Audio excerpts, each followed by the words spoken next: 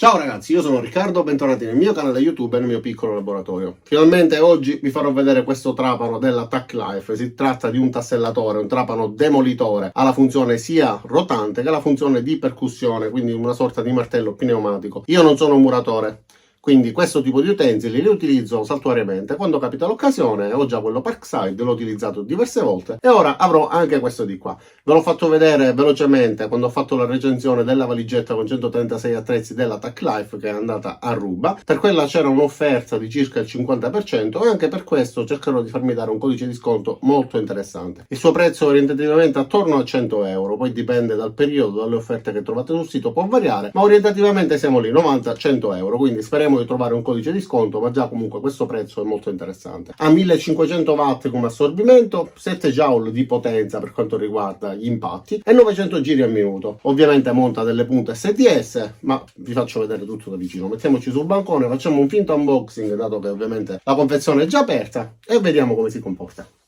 E allora guardiamo intanto la confezione, quindi la scatola che avvolge la valigetta. Il modello è TRH01A.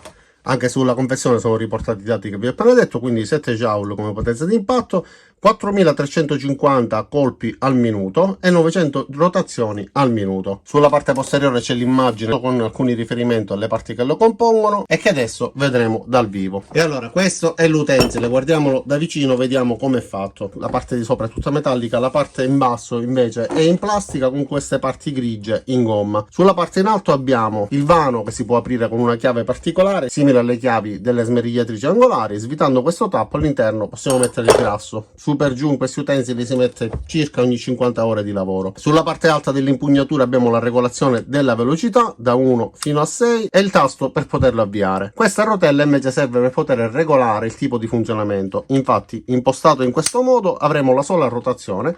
Impostato in quest'altro modo avremo sia la rotazione che la percussione. Con lo scatto successivo invece avremo la possibilità di ruotare a mano la punta per poter regolare il suo orientamento quando usiamo gli scalpelli. Con l'ultima selezione invece abbiamo solamente la funzione di percussione. E questa ci consente quindi di demolire senza la rotazione attiva. Il mandrino è SDS Plus, le punte vanno inserite al suo interno semplicemente facendole scorrere in questo modo. Vi ricordo che va sempre messo il grasso quando si utilizzano queste punte e lo stesso grasso viene dato in dotazione. Questa è un'impugnatura regolabile, per poter regolare il suo posizionamento basta svitarla leggermente, riavvitarla e quindi utilizzarla in base a come ci viene più comodo. Su questo foro sulla parte in alto va inserita invece la stina di profondità.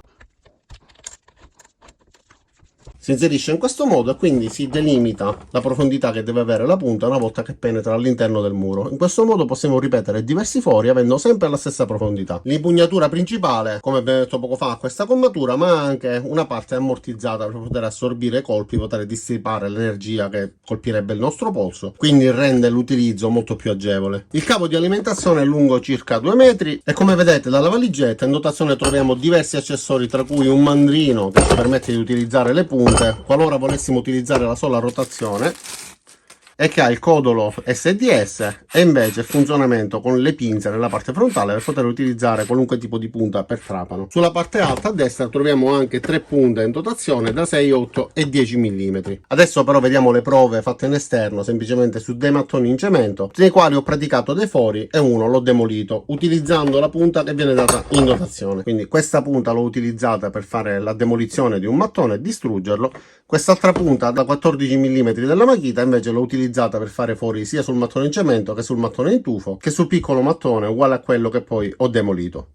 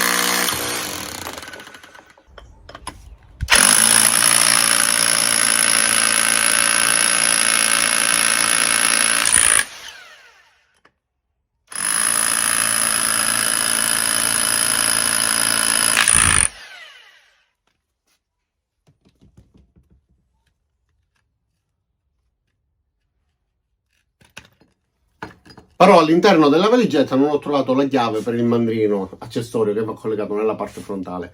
Allora, cosa dire? Come avete visto, riesce a lavorare, io ho fatto delle semplici prove, però penso che siano sufficienti per renderci conto di quale potenza abbia questo utensile. È riuscito a forare tranquillamente il cemento, il tufo lo ha forato in un attimo, non se ne è nemmeno accorto, e ha demolito con molta facilità il mattone di cemento pieno. Penso che sia un utensile che per un utilizzo hobbistico, casalingo, per chi si occupa di fare da te, per chi deve ristrutturare casa, eccetera, può andare bene. Non so come possa comportarsi un utensile del genere a livello professionale, quindi con un utilizzo intensivo, come potrebbe essere un utensile da centinaia e centinaia di euro. Detto questo, io spero che il video vi sia stato utile e vi ricordo di andare giù nel primo commento nella descrizione per vedere il link e per vedere se riesco a farmi dare un codice di sconto. Quindi dicevo, spero che il video vi sia stato utile per conoscere il prodotto e valutare se può fare al caso nostro. Vi invito ad iscrivervi al mio canale, mettere mi piace al video, cliccare anche sulla campanella per attivare le notifiche e ci vediamo ai miei prossimi caricamenti. Ciao da Riccardo e a presto!